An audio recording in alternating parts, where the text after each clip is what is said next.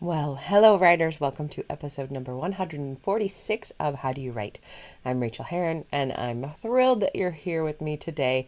Today, we are talking to the magnificent Jen Loudon. Jen Loudon, if you follow Joanna Penn's podcast, The Creative Pen, she was just on it. I've been a fan of Jen for a long time now, and I really believe that she's one of the most inspiring speakers in the field of creativity and self-care. So stick around for that. She's so lovely. In a personal update around here, you can hear that I'm sick. For some reason, since I left my day job, I think I was always working with moms of small children, and I got a lot of secondhand cooties that way and managed to keep my immune system high. And I never got colds. And since I've gone full time 3.5 years ago, I really get more colds than I ever used to. So this one is a wicked summer, I guess, early fall cold that's been going around the Bay Area. And I've got it. So I will not subject you to the sound of my voice for as long as I normally do. But all is going well around here. I am working hard on something I cannot talk about. So that is good. Hate to do that, so I won't talk about that anymore. I wanted to thank new patrons and returning patron, Lefty Albay. Lefty, love ya. Thank you so much. Means the world. And Mel Climo. Mel, you're familiar to me too. So I love to see old patrons who maybe weren't around for a while come back and then go. And I always mean to say this around my Patreon, and it's always true. I love your support. It means the difference between me being here, able to do this, and having to get a part-time job. That's how important Patreon is to me. However, when people's finances change and they can no longer help support me, there is literally 0% of me that minds when they go away at all. 0%. I'm happy because I can only, it's just generosity. All I get to do is be grateful for it, and I am. So, oh goodness, though, I will mention that it's been a terribly busy week around here. I think since the last time I talked, my cat has gone into kidney failure, and we've, speaking of money, dropped several $1,000s on him. He's doing really well. So, in a way that the vet doesn't really understand. And it's great. And we've been spending a lot of time cuddling today and yesterday since we're both kind of on the couch. So that's been great to be able to just be around him and spend time around this wonderful little cat named Willie, who is a badass and my little companion. So that has been good. Otherwise, let's just jump into the show with Jen. I will have a longer update for you next week when I know that I will feel better. Enjoy the show with Jen, and happy writing to you. I really love it when you reach out and tell me how you're doing. Also, in all of the show notes, there is always a place to join my Slack channel for writers called Onward Writer. Please go over and click that link to join the Slack channel. There's some good conversations happening over there. It's a good place to look for beta readers. It's a good place to talk about your writing. I would love to have you. So join that, please. It's always free and it's always fun. So happy writing. We'll talk to you soon. Bye. Well, I could not be more pleased today to welcome onto the show Jennifer Louden. Hello, Jennifer. Oh, it's my pleasure to be here on this warm afternoon. We'll spend a little time sweating together. Let's do it. It'll bring out our emotions. Let me give you a little bit of a bio here before we jump into it. Jennifer Louden is a personal growth pioneer who helped launch the concept of self-care with her first best-selling book, The Woman's Comfort Book. Since then, she's written 6 additional books on well-being and whole living, with 1 million copies of her books in print in 9 languages. Jennifer has spoken around the U.S., Canada, and Europe, and has written a national magazine column for Martha Stewart magazine. Plus, she's been profiled or quoted in dozens of major magazines. 2 of Brené Brown's books, Daring Greatly and Dare to Lead, has appeared on TV, radio shows, podcasts, and even on Oprah. She's been teaching women's writing and self-care retreats since 1992 and creating vibrant online communities and innovative learning experiences since 2000. She married the love of her life at 50 and is profoundly proud to be mom to Lillian and bonus mom to Aidan. Welcome. I literally cannot remember where I found you or where I got onto your email newsletter I list, love but that. it's so inspiring to me. And I actually took one of your all day virtual Virtual retreat. retreats just because I wanted to see what happened. And it was beautiful. You Oh, created great. such a beautiful, warm environment, and I so thoroughly enjoyed being there. Oh, it's And great. That's that's so what good to gave hear. me the bravery to approach you and ask you to be on the show because I really just admire what you're doing. But this show is about process, Love and process. It's all about process, it's about all knowing our about process. knowing your process, finding it out, uncovering it, which takes years and years and years and is always changing, I think, and shifting. So Absolutely. I would love to know about your writing process now, what it looks like, and maybe what it was when you first started, what has changed in there. Oh, well, I think the thing that has changed, the biggest, most important thing, is that I have a much more realistic process and I know how to work with my mind a million times better. So when I first started writing, I started writing in high school, I wrote in college, I pursued screenwriting after college, studied screenwriting in college, and I was a tortured writer. I believed all the myths about writing should just come. If you didn't write easily and naturally, you weren't really a writer. It was my greatest fear that I wasn't really a writer. That that you should just be able to sit down without any kind of pre-thinking or planning and just pound it out. And those kind of thoughts really, and beliefs, I should say, really, really got me stuck Where in did we get those? depression. Well, I mean, I've thought about that a lot because in addition to the virtual retreats, I've been leading in-person writing retreats and I work with writers one-on-one in addition to everything else. And I think it's because of literacy being such a big deal, because we have to remember that within our lifetime, like my extended family, there were people there who barely graduated sixth grade. Right. So Mm-hmm. literacy was power.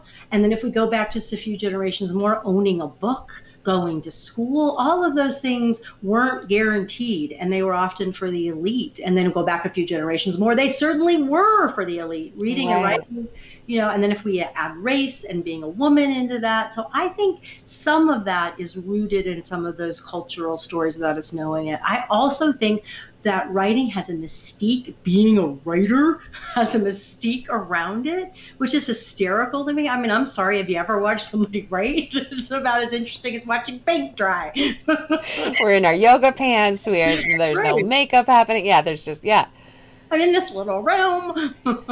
Maybe I dance to some music.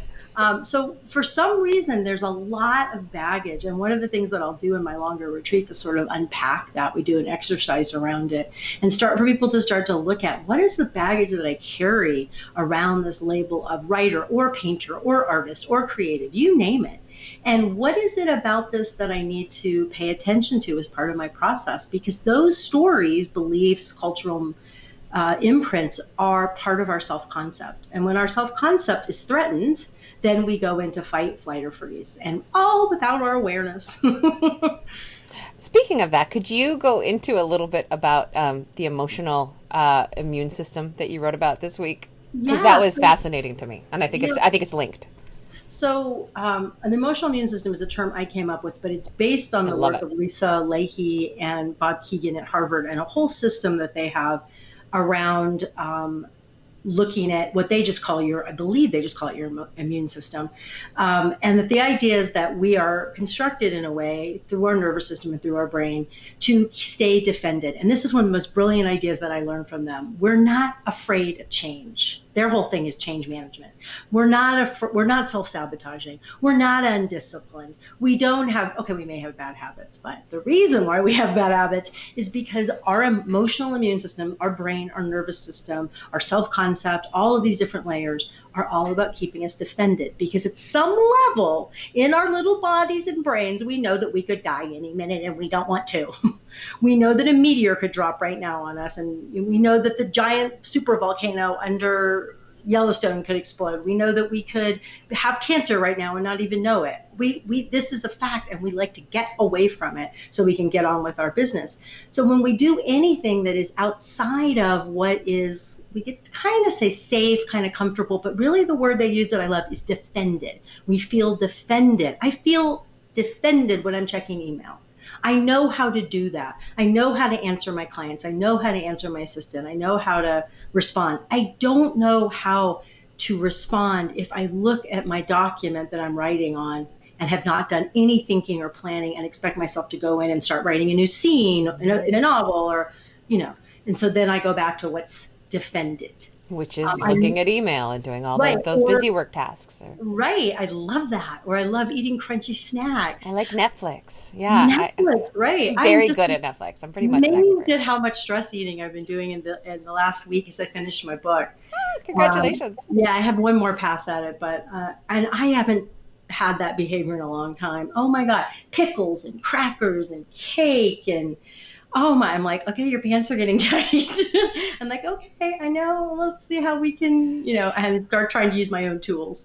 Yeah, there is something though about like the blood glucose, the glucose in the brain dropping when you're thinking that hard, and your brain is screaming, it's an emergency. Give me Sure, a sure. lollipop. But what I love about that emotional immune system, it just hit home so much so that I forwarded your message on to my wife, and I just wanted to share this with you. She Oh, wrote I back. love it. She wrote back.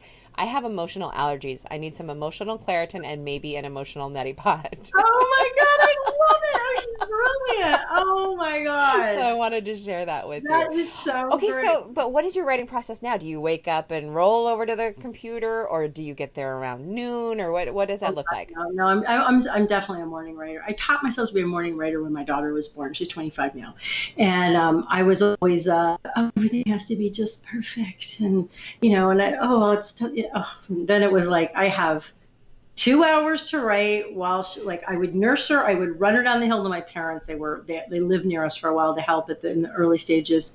Those first few months, I would drop her off. I would run back up the hill in the car. Right. My milk would come in. I would pump while I was eating lunch with the other hand. I would right. My milk would come in, and I knew would have to go down the hill to get her, and she would be waking up from her nap. That taught me I could write anywhere, anytime. Wow. And I finished a book. I was the Pregnant Woman's Comfort book. I finished that book. Sleep deprived. I'm not even knowing I had terrible postpartum depression because I was writing about it. How interesting that you were writing a comfort book. I was writing a comfort book. I was writing about postpartum depression, and it wasn't occurring to me because the way it showed up for me was anxiety, and that research wasn't well developed then. Now we know so much more about it, thank God, because it's so common and so awful. So I think my writing process now, when I'm in the drafting stage, is very different than the editing stage for me. I am not a happy drafter. I am not either. I'm like, these people are like, I do writing practice and I fill notebooks. I'm like, really? Yeet. I'm I have to all write. revision. Yeah, I'm all about revision. Revision really makes me happy and joyful. So drafting means, I think the most important things for me are to know what I'm going to write the next day. And this is what I'm always telling my writers that I work with. What am I actually going to work on the next day? And it has to be clear enough to me. It doesn't have to make sense to anybody else that I'm ready to go. And then I have it up on my big computer here. I have Freedom internet blocking software program so that there's nothing here that can drag me away.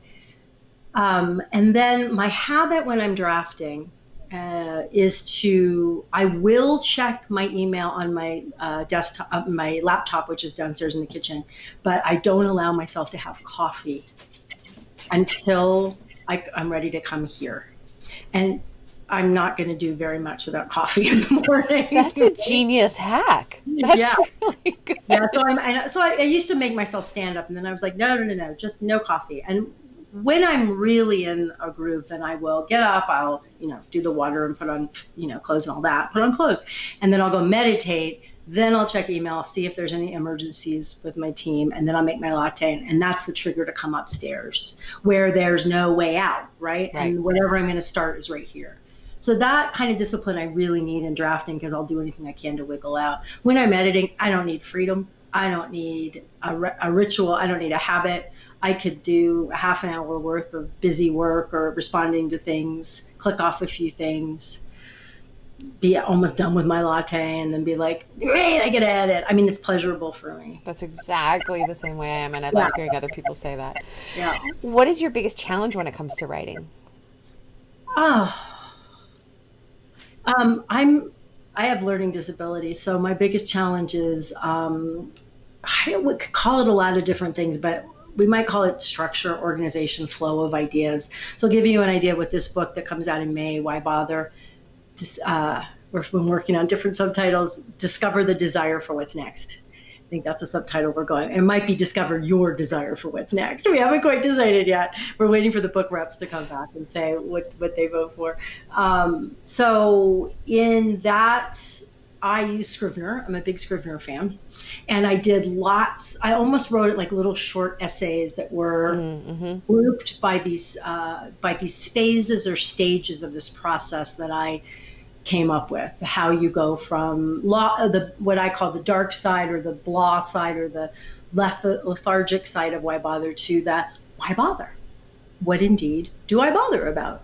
And what do I want to bother and what don't I want to bother about? And really finding that desire to animate yourself again into what's next. And so, but when I actually gave it to beta readers after the second draft, 4 different beta readers and 2 came back and were basically like, it's not working for me this way. And one of them was very much in her own why bother process, which I didn't know. And she's like, I need to feel more held. I need to feel more like, and then happens and this happens. So that was a challenge for me. Writing it in the little essays really worked for my kind of brain. And putting it together in a flow was really a lot more difficult. But I got there. I got there. In fact, I almost did too much of it, and I took some of it out on this draft. And we're going to make it web extras for people. Because it's a self-help book, but it's very much a memoir as well. I cannot wait to read it, by the way. Oh my God, I had a little vulnerability hangover. I was finishing, so this must have been about 2 or 3 days ago. And I was really like, I've been stress eating, as I said, pretty unusual for me, like just grumpy, having a cocktail almost every night, also unusual for me. I don't usually drink during the week. And I just hit me, like, I talk about slow on the uptake. There's a shit ton of me in this book. And I talk about really big, dark stuff. And I think it just hit me that people I know, people I don't know, fine, I don't care what you know about me, but my friends and my neighbors and a little bit of my family that's left, and I'm like, oh shit, what have I done? Isn't it good that you kept it from yourself though until that point? Good job. I think it might have been, but here's the hysterical thing. I spent 4 years and 500 pages writing a lot of this as a memoir that didn't work. And I didn't have that feeling for 4 years, nor in the last 7 months where I found this whole new structure and then pulled things out that fit that structure. So you talk about being clueless to yourself. Yes. I love that. There's always surprises to find out about ourselves. Right? We have no idea why we do what we do. Almost everything is unconscious, right? And I think that's delicious. What is your biggest joy when it comes to writing? I was really impressed as I was writing this, doing this fourth draft, I guess, whatever, I've lost track, but with my editor's comments. And I was really impressed by my scenes. And, I've had I have a fiction background, but I've yet to successfully write a novel.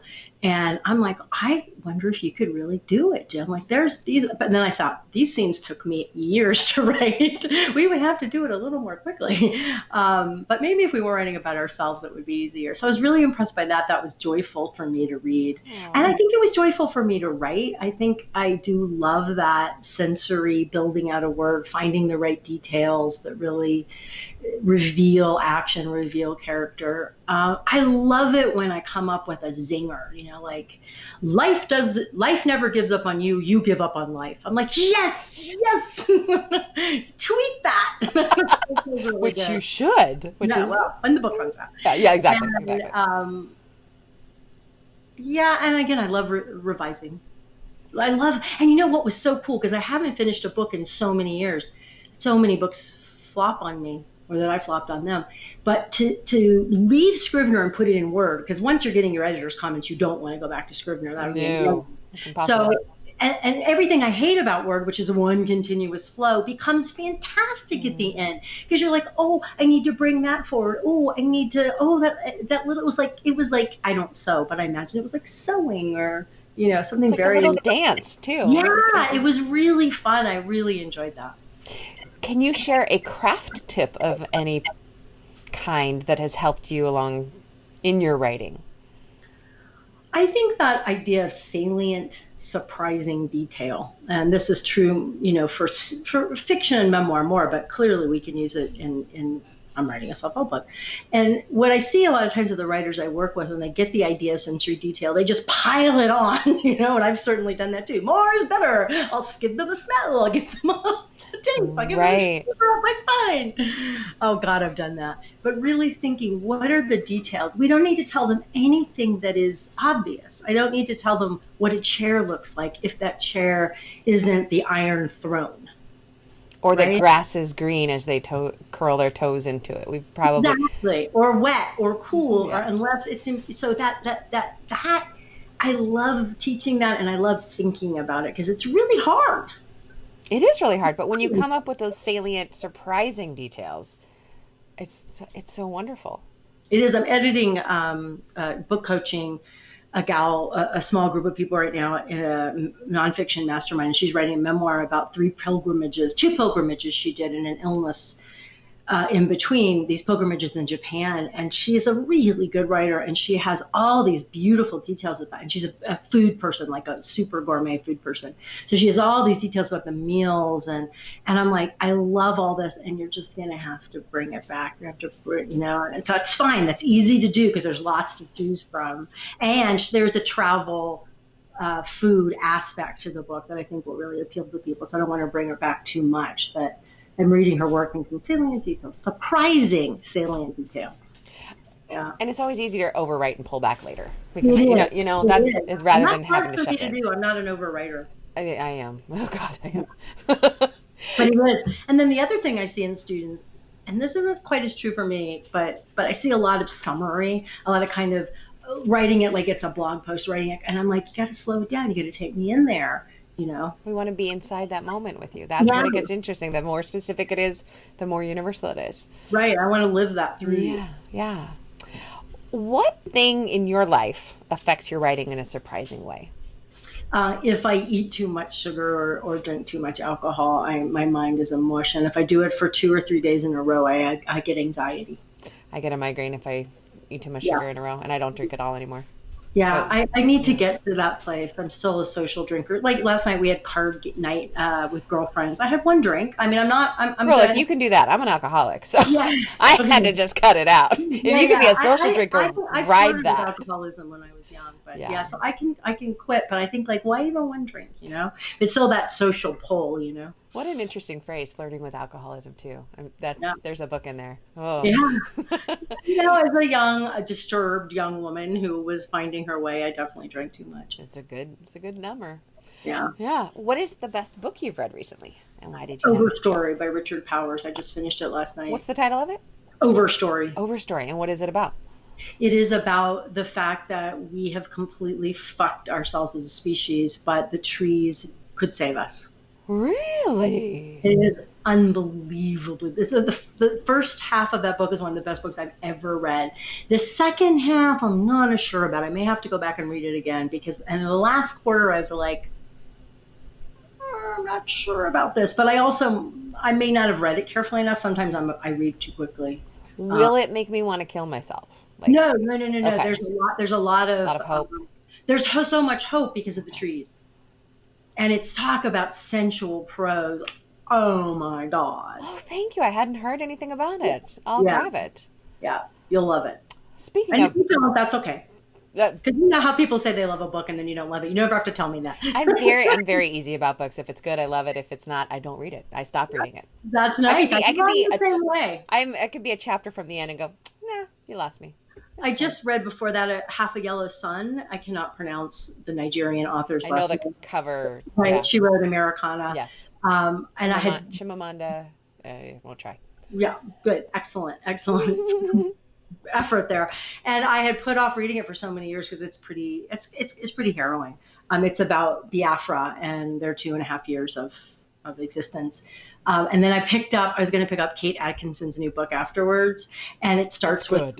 I know, but it started with women looking like they're going to be sold. And I'm like, I can't read that after Half a Yellow Sun. Got to wait a while. And then I picked up Overstory and read that. I'm like, okay, I think I need to read a fantasy next.